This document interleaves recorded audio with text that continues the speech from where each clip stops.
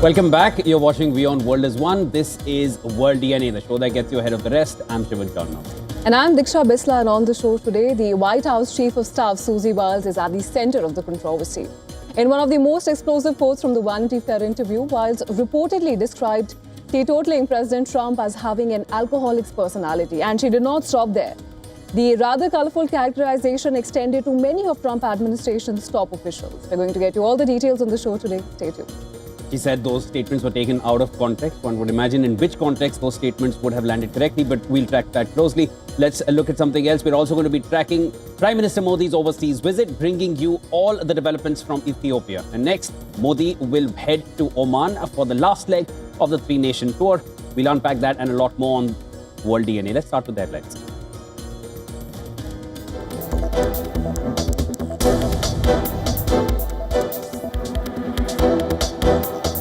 Prime Minister Narendra Modi conferred with Ethiopia's highest award, the Great Honor Nishan of Ethiopia, becoming the first global head of state to receive it. Dedicates the award to 140 crore people of India.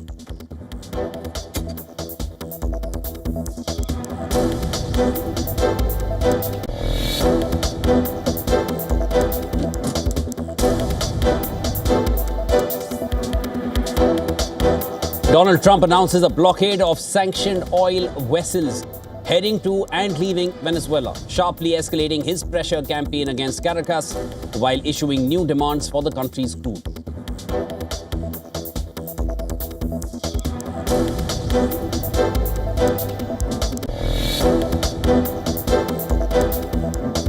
Donald Trump expands U.S. travel ban to include 7 more countries, including Syria, as well as Palestinian Authority passport holders. White House says that the ban targets foreigners who intend to threaten Americans.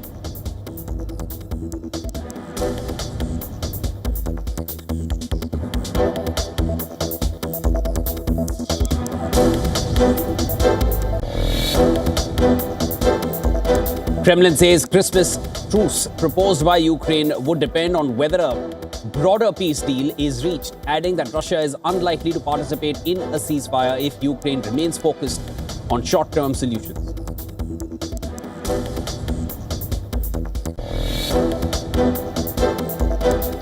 Donald Trump has a cabinet rally behind Chief of Staff Susie Wiles after she said that U.S. President has an alcoholic's personality in an interview with Vanity Fair. Wiles project the article as disingenuously framing hit pieces.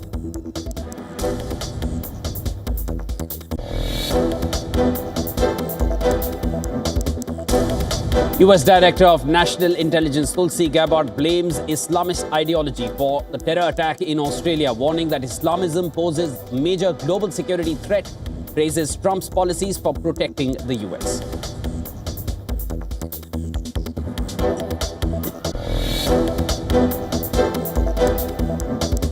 Six months after Israel bombed Iran's atomic facilities during a 12-day war, the head of Israel's Mossad intelligence service, David Barnea, says the country must ensure that Iran doesn't restart its nuclear program.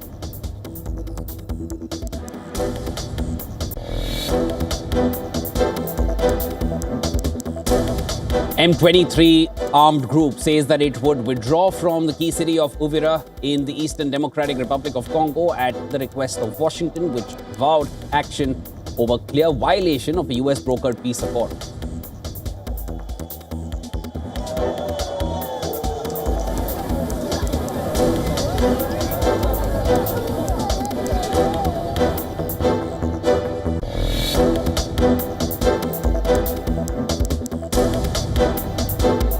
The U.S. unemployment rate climbed to 4.6% in November, the highest in over 4 years, even as job growth rebounds more than expected and payrolls rose despite disruptions from a government shutdown, underscoring mixed signals in the labor market.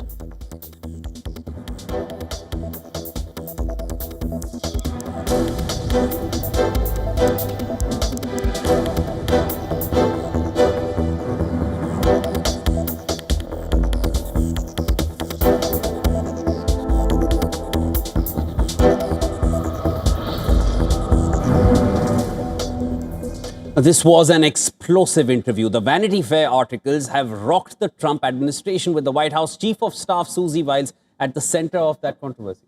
And in one of the most explosive quotes from the interview, Wiles reportedly described President Trump as having an alcoholic's personality, an eye for vengeance against perceived enemies.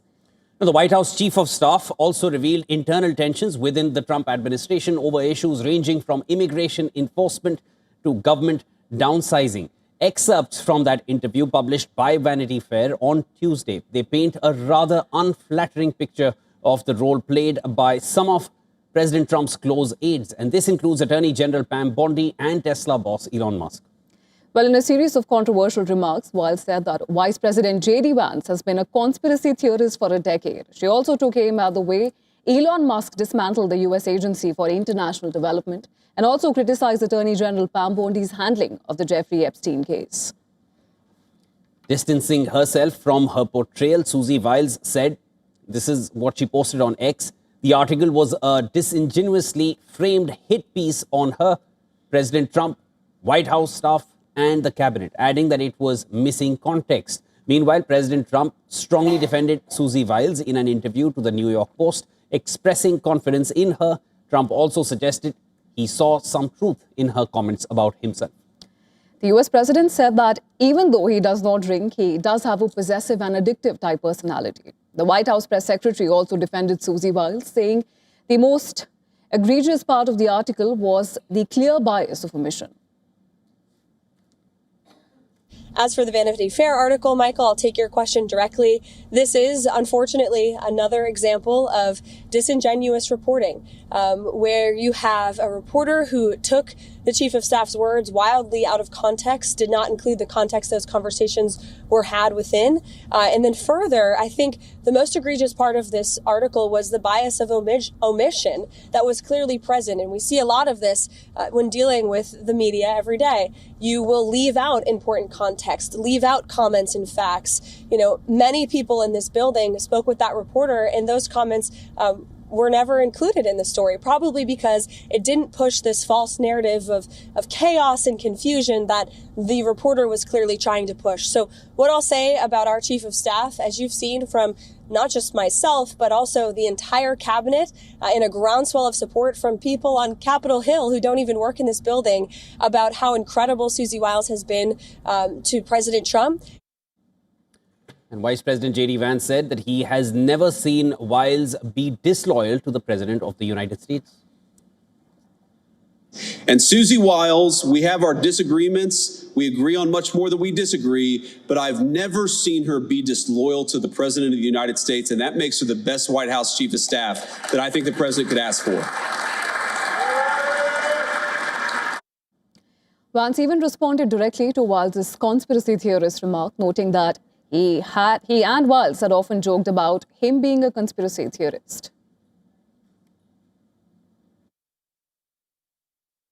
Sometimes I am a conspiracy theorist, but I only believe in the conspiracy theories that are true. Yeah.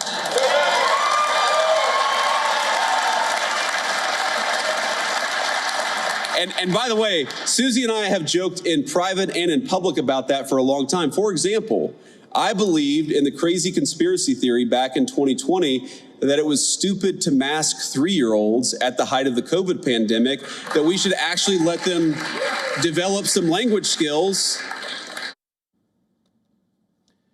And of course, these statements that have come out from the Vanity Fair regarding the interview with Susie Wiles, while she says that the statements were taken out of context or the context was disregarded, it does raise the question in which context any of these questions or these personal remarks which were passed about much of Trump 2.0 were going to make sense in any other way that they were seen or read. Right, and we know that the White House Chief of Staff also revealed some internal tensions within the Trump administration over issues which range from immigration enforcement to government downsizing, and even the Jeffrey Epstein files were also in focus. Now, excerpts from the interview published by Vanity Fair on Tuesday paint a rather unflattering picture of the role that was played by some of President Trump's close aides. And this does include Attorney General Pam Bondi and also Tesla boss Elon Musk. Well, just to give our viewers an understanding of where things stand right now, White House Chief of Staff Susie Wiles, she was one of the first names to be given by Trump for Trump 2.0 when he came to power.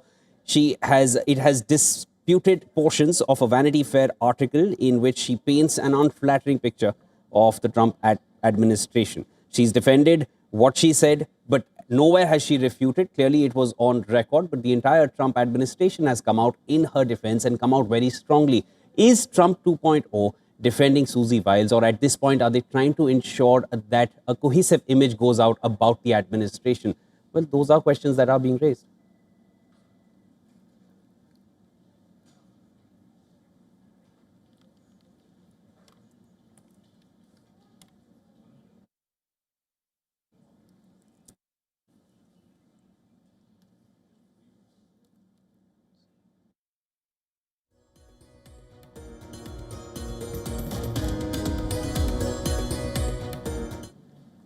And Washington is facing a new flashpoint in the Caribbean. President Donald Trump's expanding military campaign against alleged drug traffickers has drawn sharp scrutiny from Congress. Top national security officials were hauled before lawmakers, Secretary of War Pete Hegseth and Secretary of State Marco Rubio. They were grilled in a closed-door briefing held in House and the Senate. The administration says the operations are targeting drug shipments heading for American shores. Critics say that the strategy is potentially a step towards an undeclared war. According to Democratic Senate Minority Leader Chuck Schumer, lawmakers left the briefing with more questions than answers. And at the center of the controversy is a September 2nd strike, the double-tap strikes as they are being referred to, when U.S. forces targeted a drug boat and then launched a follow-up attack to kill the survivors. Well, lawmakers basically want two things: legal basis behind the second strike and full access to the video footage of the second strike. So far, only a small group of senior lawmakers have seen the tape. Rubio and Hegseth stood their ground. Both officials said the operations against drug trafficking boats will continue. Hegseth refused to release the top-secret, unedited video to the public.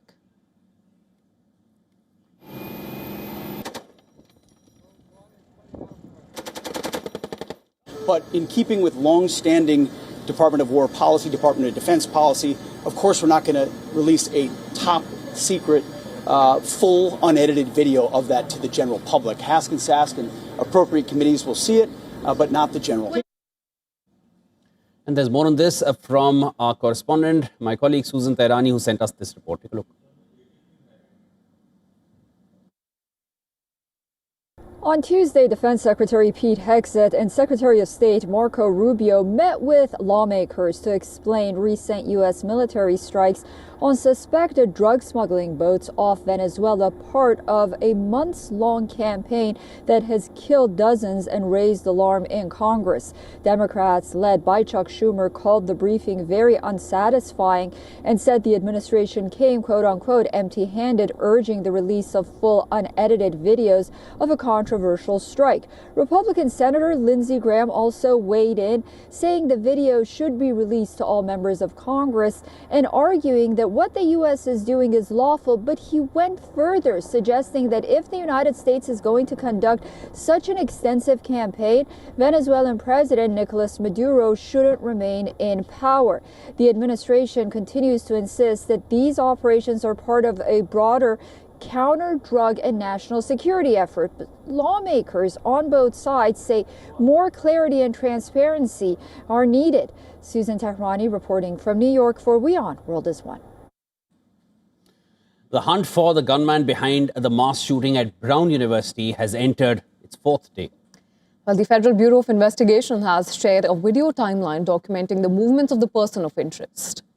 Now, it comprises surveillance clips from neighborhood cameras tracking the movements of the suspected shooter in the hopes that someone might recognize him. The FBI, which is offering a $50,000 reward for the suspect's capture, said that he should be considered armed and dangerous, while describing him as approximately 5 foot 8 inches with a stocky build. Now, the clips stitched together show a man dressed in dark clothes and wearing a mask walking briskly, and at one point even running. Between 2 p.m. and 3 p.m., he was seen along several different streets, about a block away from the building where the attack later took place. The shooting occurred at 4:03 p.m. There's enhanced video footage, and so we're asking the public to ensure that they can see here that you want to focus on the body movements, the way the person moved their arms, the body posture, the way they carry their weight. I think those are important movement patterns that may help you identify this individual, which is extremely important. Investigators detained a man in his 20s on Sunday but released him late in the day after concluding that he was not involved. Officials have not released the evidence that initially led to take the unnamed man into custody. I learned yesterday morning that one person of interest had been released, and so that's felt kind of unsettling. And yet, at the same time, I feel like our neighborhood is swarming with cops, and so in that way, I feel like it's pretty unlikely that the shooter would come back, but just really hoping that they're able to find him soon. With the shooter still at large, many students made the decision to depart campus early. Over the last 2-3 days, all students have left campus. I don't think anyone feels safe right now, given the fact that the person is still on the loose. I think everyone just wants to get back home or at least leave Providence. So yeah, just heading back home right now. So I decided to move up my departure because I preferred to be with family during this anxious time. I mean, I'm very fortunate that I am safe. Yeah, I'm grateful for that. Yeah. Flowers and condolence cards have gone up outside of the Brown University building as the Ivy League school and surrounding community are trying to make sense of this tragedy. New details have emerged about the victims, with friends and teachers speaking about the students who died. Muhammad Aziz and Ella Cook.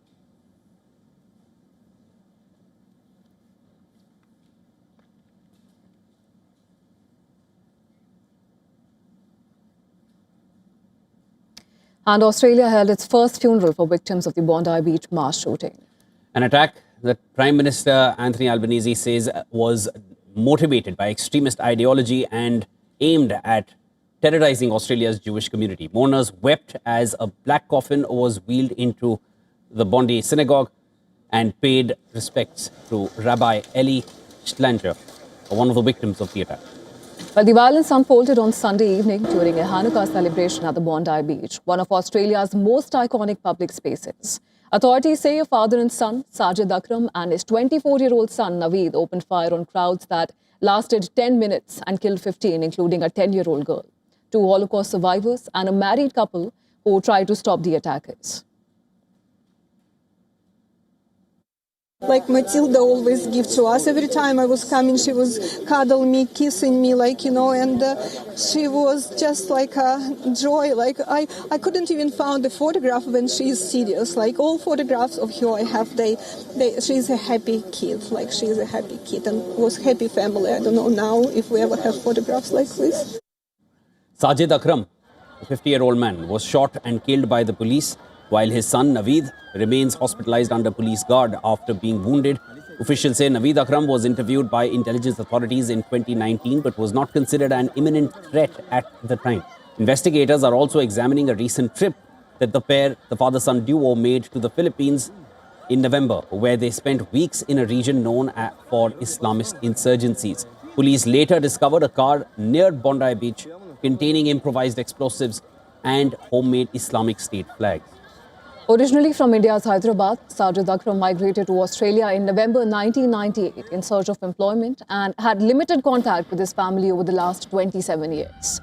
According to Telangana police, he returned to India only 6 times, had no criminal or intelligence record while living in India, and denied evidence linking his radicalization to India. Former Prime Minister John Howard expressed sadness and anger that an incident like this can happen in Australia. I think it has disabused everybody of this idea that it can't happen here. It can happen here. And it can happen here when forces of hatred are allowed to go unchecked. And there's little doubt that since October the 7th, 2023, not enough has been done by those who command authority and respect in our society to prevent, cauterise and denounce the spread of anti-Semitism. Amid the horror, stories of bravery are also emerging. A video which has emerged showing a fruit shop owner Ahmad Al-Ahmad disarming a gunman in a parking lot. An act that police says saved many lives. He is now in the hospital recovering from gunshot wounds.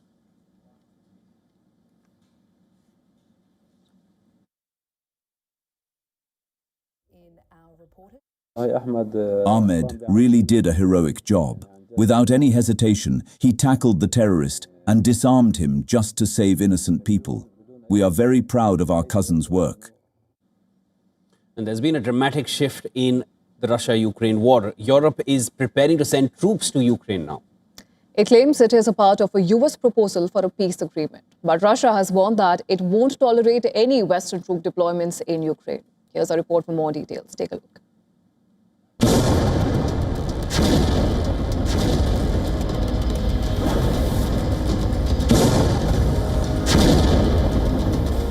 The front lines are heating up. Ukraine's entire eastern front is gradually collapsing. Russia is ramping up the attacks. Russian drone attack has triggered massive fire at Odessa storage facility after Pokrovsk and Seversk. Moscow now claims to have captured Kupiansk, a key city in northeast Ukraine. But Kyiv dismisses Moscow's claims. Last week, I visited one of our cities on the front line, yes, our city of Kupiansk. And it's a city in the eastern Ukraine, and the front line is now very, really close to it. And Putin publicly lied, claiming that Russian forces had already taken the city. So I went to Kupiansk myself to show the world Putin is lying. Moscow's swift advance in the eastern region is keeping Kyiv on the edge. Pressure from US President Donald Trump to cede territory remains the biggest sticking point, despite multiple rounds of talks. That war should have never ever started, but it did, and we're trying to get it solved. That was Biden's situation. We're trying to get it done.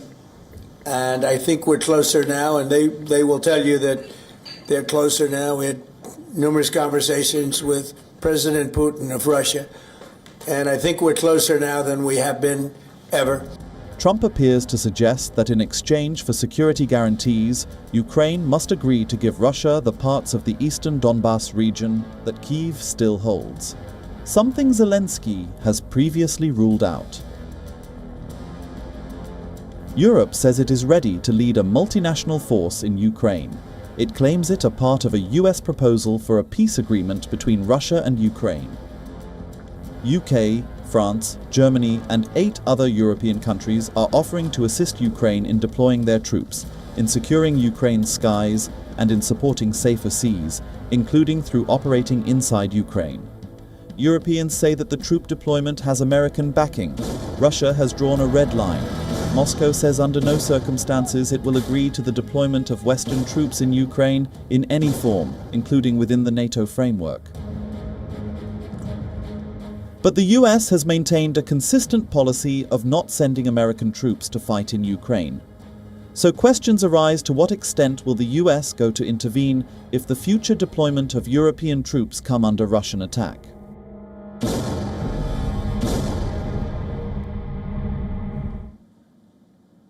And with that, it's time for a short break on World DNA. We will be back after the break on the other side. On day 2 of his visit to Ethiopia, the Indian Prime Minister will be paying a visit to Ethiopia's ADWA Memorial and lay a wreath. And today is also the day when he moves to the third leg of his 3-nation tour towards Oman. We'll be bringing you all those details.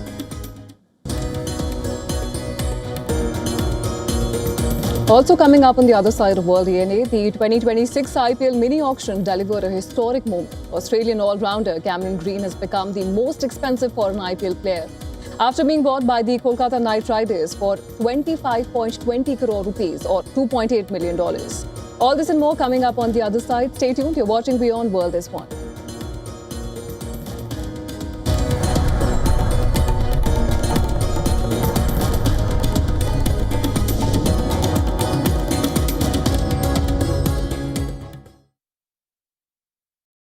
राष्ट्रीय Swayamsevak Sangh To some, it's an extreme ideology.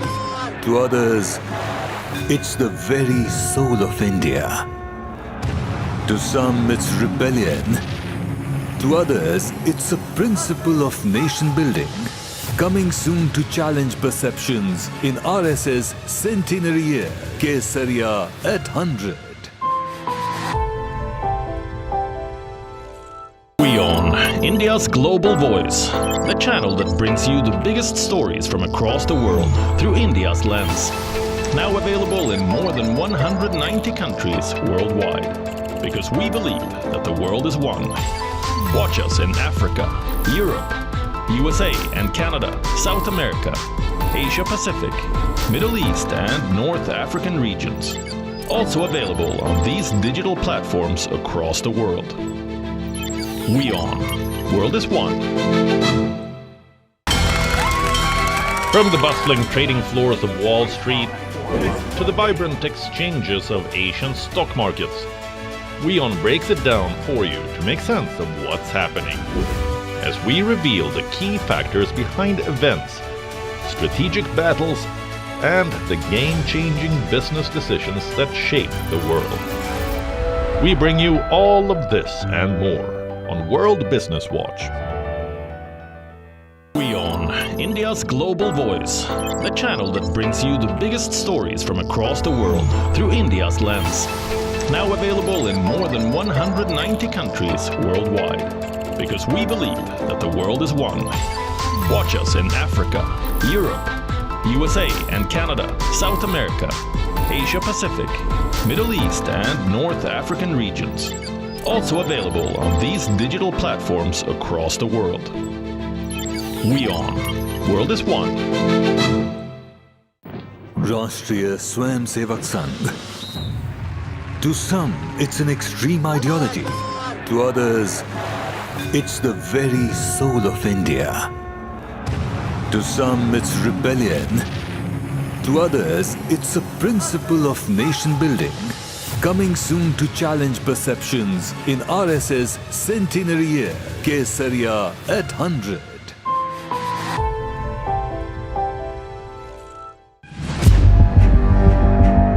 Where darkness hides behind every corner.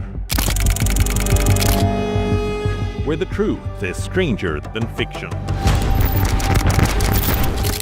A show that dives deep into the stories which shock and mystify. Unsolved murders. Psychopaths who defy explanation. International war crimes. And millions swindled in financial fraud. The victims, the accused, and the sinister plot. Crime is your front row seat to darkness.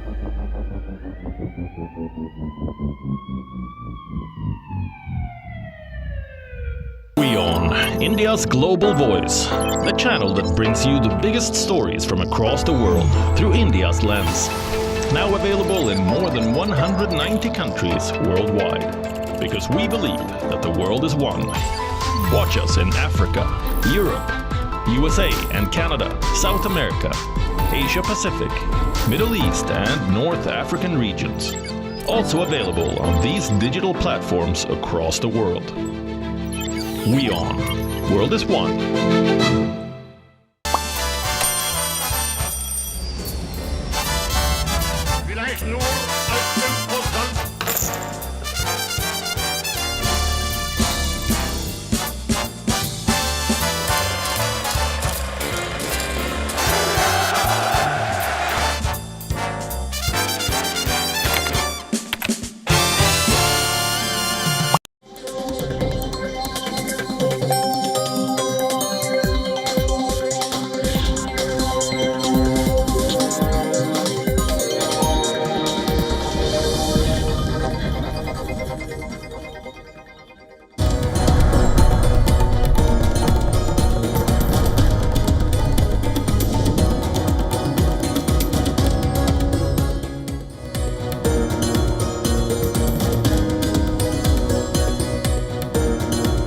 Welcome back, viewers. You're watching World DNA with Deeksha. I'm Shivan. Lots more to discuss. Let's start with the headlines.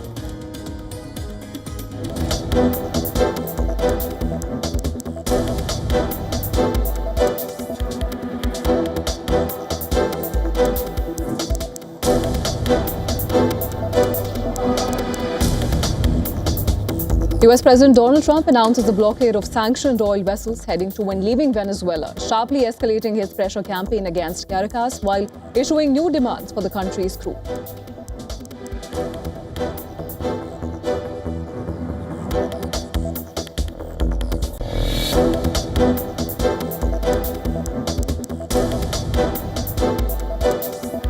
Donald Trump expands a U.S. travel ban to include 7 more countries, including Syria, as well as Palestinian Authority passport holders. White House says the ban targets foreigners who intend to threaten Americans.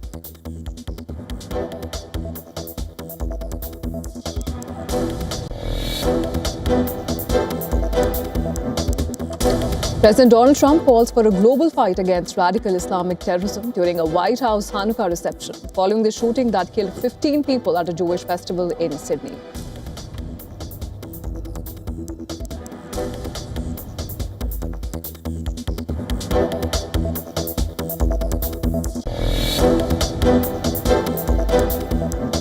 Trump and his cabinet rally behind Chief of Staff Susie Wiles after Vanity Fair claims she said US President has an alcoholic's personality. Wiles rejects the article, calling it a disingenuously framed hit piece.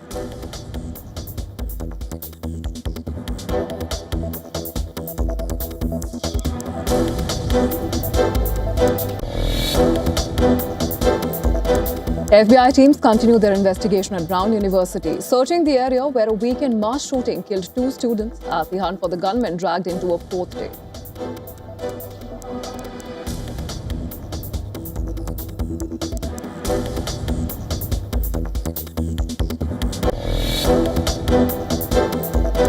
Kremlin says Christmas truce proposed by Ukraine would depend on whether a broader peace deal is reached, adding that Russia is unlikely to participate in a ceasefire if Ukraine remains focused on short-term solutions.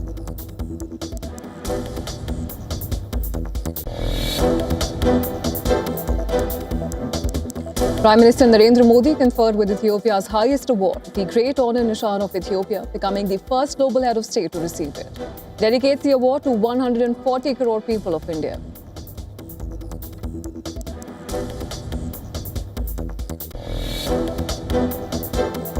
Japan's exports rise for a 3rd consecutive month in November as demand for the United States and European Union jump, helping offset weaker shipments to China. The number underscores resilience in global markets.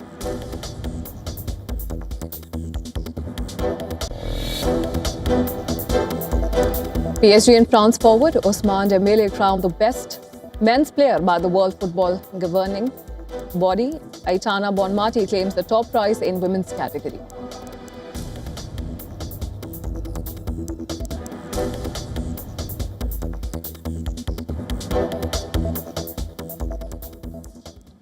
On day 2 of his visit to Ethiopia, Indian Prime Minister Narendra Modi will pay a visit to Ethiopia's Adwa Memorial and lay a wreath.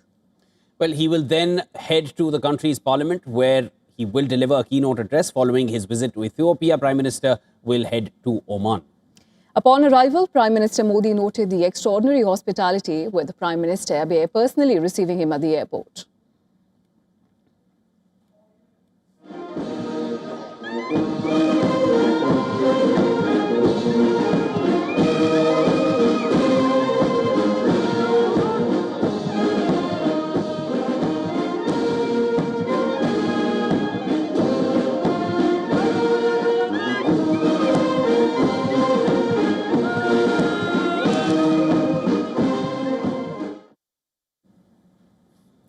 The 2 leaders visited Friendship Park and the Science Museum before holding wide-ranging discussions with Ethiopian leadership.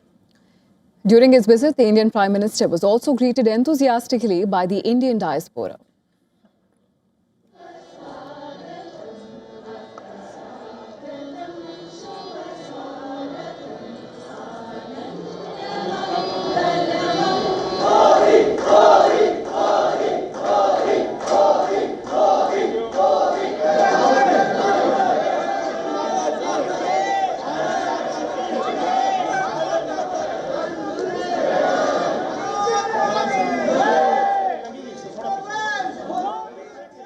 Prime Minister Modi and Ethiopian Prime Minister Ahmed Ali officially elevated the relationship between the two nations to a strategic partnership with agreements on customs cooperation, a new data center, UN peacekeeping training and debt restructuring under the G20 framework.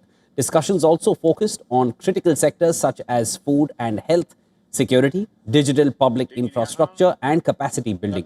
The two leaders also committed to deepening cooperation in energy, pharmaceuticals, medical tourism and the supply of critical minerals. Prime Minister Modi was conferred with Ethiopia's highest civilian honour, the Great Honour Nishan of Ethiopia, by Prime Minister Ahmed Ali. He dedicated the award to the 1.4 billion people of India. Ethiopia's top honour marked the 28th Top Foreign State Award bestowed on Prime Minister Modi. आज हम Bharat Ethiopia संबंधों को strategic partnership पर उस स्तर पर ले जा रहे हैं। ये कदम हमारे संबंधों को नई ऊर्जा, नई गति और नई गहराई प्रदान करेगा। भविष्य की अपार संभावनाओं को साकार करने के लिए एक स्पष्ट रोडमैप तैयार होगा। The two-day visit undertaken at the invitation of Ethiopian Prime Minister Ahmed Ali marks Prime Minister Modi's first official visit to Ethiopia and his third visit to Africa this year. After wrapping up his visit to Ethiopia, Prime Minister Modi will head to Oman as part of his final leg of the three-nation tour. There, he will meet Sultan Haitham bin Tariq and mark 70 years of the establishment of diplomatic relations between India and Oman.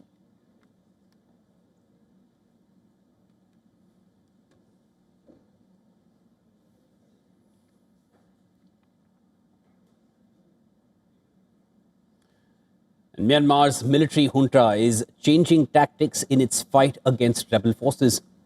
Now, according to reports, the military is starting to regain ground after heavy losses earlier in the civil war. Rebel fighters say that the army is using intense artillery and drone strikes, followed by repeated infantry assaults, sometimes described as human wave attacks. Reports suggest that these tactics have been seen during fierce fighting in central Myanmar, where rebels were eventually forced to retreat. Analysts say the junta's fight back is being driven by several key changes. In early 2024, the military introduced compulsory conscription, bringing in tens of thousands of new recruits. At the same time, senior generals moved to replace inexperienced or politically favoured commanders with more seasoned officers, strengthening frontline leadership. They've also expanded the use of drones for surveillance and precision airstrikes. Analysts say that China has played a key role in the military's fight back. According to them, this is pressuring some ethnic armed groups to halt operations and cutting off weapons supplies to resistance forces. But while the junta has made gains in parts of the country, control remains uneven and fighting continues on multiple fronts. The military's renewed momentum comes ahead of an election later this month. The vote is widely being criticized by the United Nations and rights groups as neither free nor fair. Major General Zominton to deliver. Concerns are growing over the fate and health of Myanmar's detained former leader Aung San Suu Kyi, as her family and the world remain largely in the dark.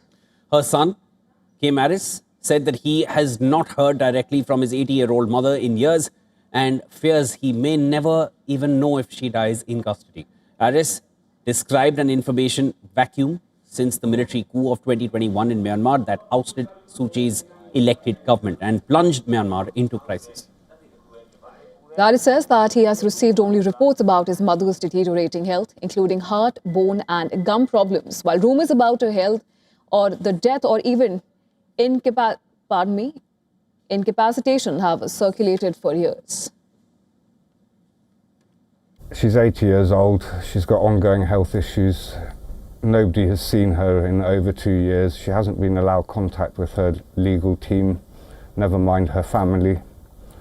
So that will be my main focus, is trying to get them to appeal for my mother's release, or if not her release, because that may be rather hard to achieve. Now, this comes as Myanmar's military junta prepares to hold elections later this month. Polls dismissed by many foreign governments as a sham designed to legitimize military rule in Myanmar. Aris rejects the vote but says that it may offer a rare opening to press for his mother's release, given the military's past practice of freeing prisoners around political events. Now, Nobel Peace Laureate Suu Kyi is serving a 27-year sentence on charges including incitement, corruption and election fraud, all of which she denies. She is believed to be held in the capital, Naypyidaw, where Aris says that she once complained of extreme heat and cold in her cell. As global attention shifts to other conflicts, Aris warns that Myanmar is being forgotten. He is now urging countries such as Japan to increase pressure on the junta and reject these elections. Meanwhile, the military says that Suu Kyi is in good health, a claim met with skepticism by her family and supporters, who say that independent verification is impossible. For now, the fate of Myanmar's most recognized democratic leader remains shrouded in silence. A son fears that time may be running out.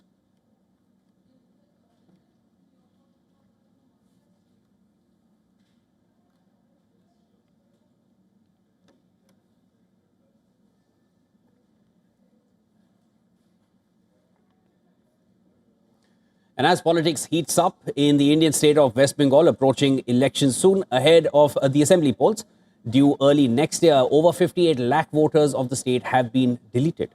And this is as per the draft electoral roll published by the Election Commission of India. This comes after the end of the first phase of the special intensive revision of electoral rolls. Now, at present, the total number of voters in West Bengal, it stands a little over 7 crore in comparison to 7.66 crore before the SIR, the Special Intensive Revision. The deleted list includes over 24 lakh voters, over 19 lakh voters relocated, over 12 lakhs are missing voters, and around 1.3 lakhs are duplicate voters. Besides this, 57,000 persons were removed for other reasons.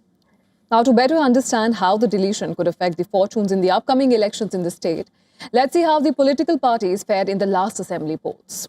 While the state's ruling Trinamool Congress party had won 213 out of 294 seats in the 2021 assembly polls as compared to BJP's 77, while the Congress and left parties failed to get a single seat.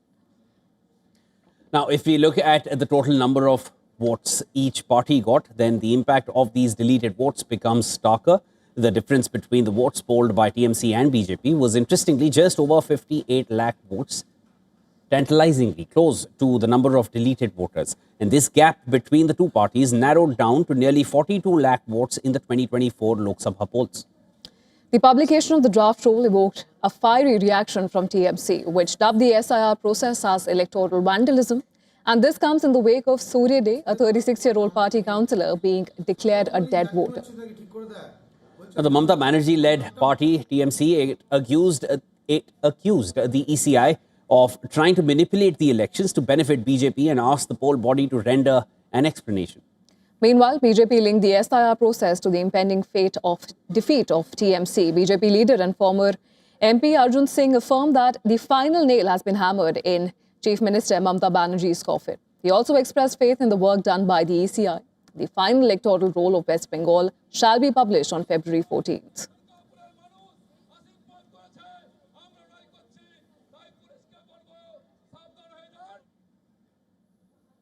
A green ghost from the stars is racing towards Earth. It's not a myth, not a rumor anymore. A real interstellar comet glowing brighter every night, and scientists are watching because 3I Atlas is about to make its closest pass yet. This next story explains how this is a Christmas gift for astronomers around the world.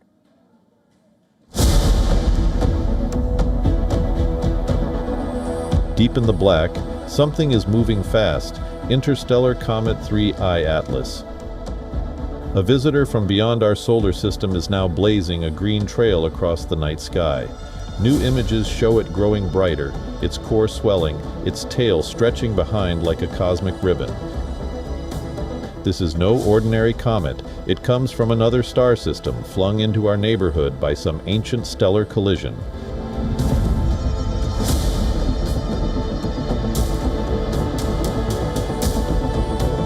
As 3I Atlas nears Earth, sunlight is breaking down its icy surface, releasing cyanogen gas. That's what gives it that eerie green glow. Telescopes across the globe are locked on, tracking every change, every flicker.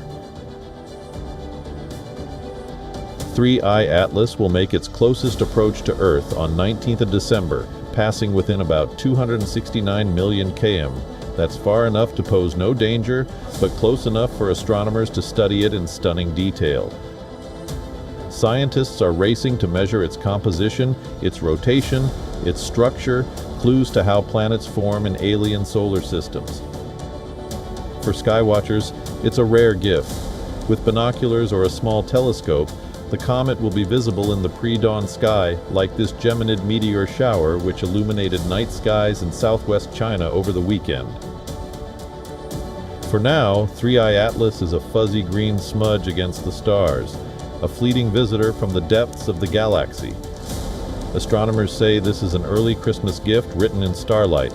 For science, it is a rare message from another solar system glowing green as it speeds past Earth. The universe has knocked on our door, briefly, brilliantly, and then it will move on.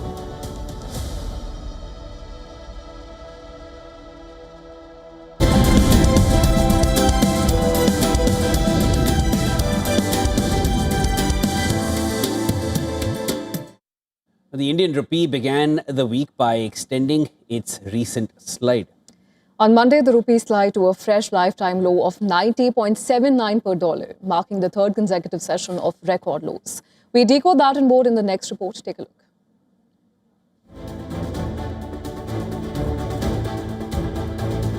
The Indian currency has weakened over 6% against the dollar this year to a fresh record low of beyond 90 rupees per dollar. What stands out is not just the level of the rupee, but the speed. Yet beneath the surface, the story is far more nuanced than the price action suggests. Indian stocks are starting to feel the effects of the rupee's repeated decline to record lows in recent weeks. From a purely fundamental lens, the rupee's weakness looks difficult to justify. Recent trade data showed a deficit narrowing $24.53 billion last month, down from $31.92 billion a year ago. That is the smallest gap in 5 months. Perhaps more importantly for sentiment, exports to the United States rose by $1.3 billion despite elevated tariffs. In other words, Indian exporters continue to find demand and the external account is not flashing any warning signs. That reinforces a key point markets are increasingly aware of. The rupee's problem right now is not fundamentals, it is confidence. That confidence gap largely stems from one unresolved issue, the India-US trade deal. While there has been no fresh economic shock, the lack of clarity continues to weigh on sentiment. Talks are moving on two fronts, a longer-term bilateral trade agreement and a near-term framework to address 50% US tariffs on Indian exporters. Until markets see this framework move from words to paper, the rupee is likely to remain sensitive to headlines and speculation. Globally, conditions have not been hostile. The dollar index fell for a third consecutive week, pressured by expectations of further policy easing from the US Federal Reserve. Normally, a softer dollar would provide meaningful relief to emerging market currencies. But for the rupee, this support has been diluted by persistent portfolio outflows and lingering trade-related uncertainty. The Reserve Bank of India has only stepped in to cut out extreme volatility.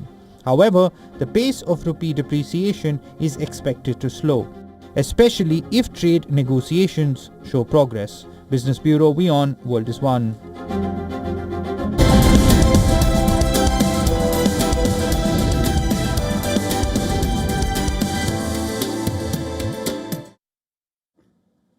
A coalition of app developers and consumer group is urging European Union regulators to take stronger action against Apple, arguing that the company's App Store fee practices continue to disadvantage local developers. The group says the issue has become more urgent following a recent court decision in the US which limits Apple's ability to charge fees on external in-app transactions there. Well, the coalition, made up of 20 developers and consumer organizations, says the situation has created a growing disparity, with US developers now benefiting from more favorable terms than their European counterparts. Under the European Union's Digital Markets Act, DMA, Introduced in 2023, large tech platforms classified as gatekeepers, including Apple, are required to allow in-app transactions outside their ecosystem free of charge. Earlier this year, the European Commission fined Apple 500 million euros. That is $588 million for breaching the DMA by preventing developers from directing users to alternative payment methods. In response, Apple revised its App Store terms, introducing fees of around 13% for smaller businesses and up to 20% for standard App Store purchases. The changes also include additional fees of between 5 and 15% on transactions made outside Apple's payment system. The coalition of developers, which represents companies including Deezer and Proton, says that those revisions still breach the DMA. It argues that despite the Commission declaring Apple's previous practices illegal, European developers remain at a disadvantage 6 months later. The group says the developers are left with two options, absorb the cost of the fees or pass them on to consumers. And it has also raised concerns about a lack of clarity after Apple said further policy changes would take effect in January. Without detailing what those changes will be, the coalition is now calling on the European Commission to enforce the law more forcefully and say that the case should be referred to the European Court of Justice if necessary.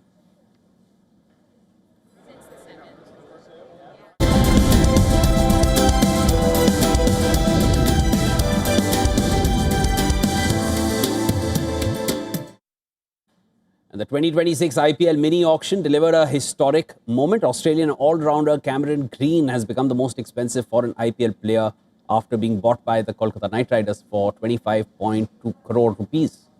That is $2.8 million, but that entire amount will not go into Green's pocket. Let's understand why. Well, Green was widely expected to spark a bidding war, as was the most high-profile player up for grabs in the mini auction. He ultimately was sold to the Kolkata Knight Riders, but there was plenty of drama before that.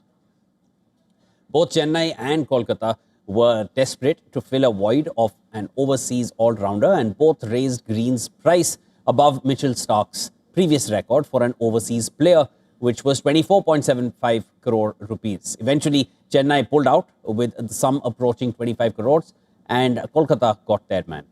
Now, although Kolkata will spend 25.2 crore rupees, only 18 crores will go into Green's pocket. That's because of a new rule introduced by the BCCI. It was brought in to address a major concern that was faced by the franchises. A pattern had been observed that some overseas players were registering exclusively at mini auctions to exploit the supply-demand imbalance. This imbalance is there because the top Indian talent is not available in mini auctions as they are retained by their respective franchises. And consequently, the IPL put in the maximum fee rule, where the overseas player cannot be paid more than 18 crore rupees, which was the highest slab for franchises retaining players ahead of the 2025 mega auction. If the bid exceeds the 18 crore rupee mark, as was the case with Cameron Green, then the additional money will be utilized by the BCCI for player welfare. Remember, the salary cap does not apply to Indian players. So if an Indian player receives a bid of 20 crore rupees, then that player will earn that entire amount.